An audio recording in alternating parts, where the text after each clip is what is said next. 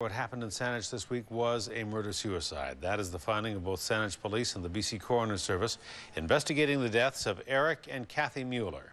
Their bodies were found at their beachfront home in Cadboro Bay on Tuesday. Police will not say who the murderer was or how the pair died or very little about the case. Mary Beth Burton now with more on the outcome of a crime that leaves us with more questions than answers. 60 pansies are delivered today to the home of Erich and Kathy Mueller. It appears one or both had plans for a spring garden. But the brightly colored flowers do little to lift the darkness that fell over the home Tuesday when the Muellers' bodies were found at 3 p.m. Their autopsies were concluded yesterday. Our forensic technicians who were present for the autopsy did contact the primary investigators, and they've all satisfied themselves that they've arrived at the same conclusion that unfortunately this was a murder-suicide type. A stunning resolution to a baffling crime. The seemingly financially secure couple had an oceanfront home. 72-year-old Erich Mueller was a retired civil engineer, and his wife of 44 years, 66-year-old Kathy, taught Native children. The couple had 3 children and 6 grandchildren. These are family tragedies. They honestly really are. Police won't identify the murderer. Unfortunately, those intimate details we will not be releasing. The family has asked for some privacy, and we will respect that.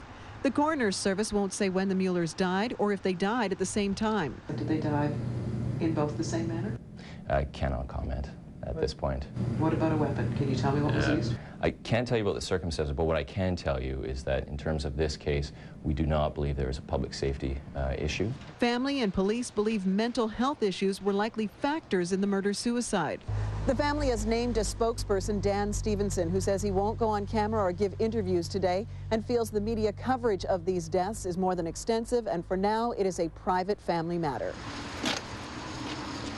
Saanich Police had crime tape around the Cadboro Bay home for 2 days and went to great lengths to investigate the deaths.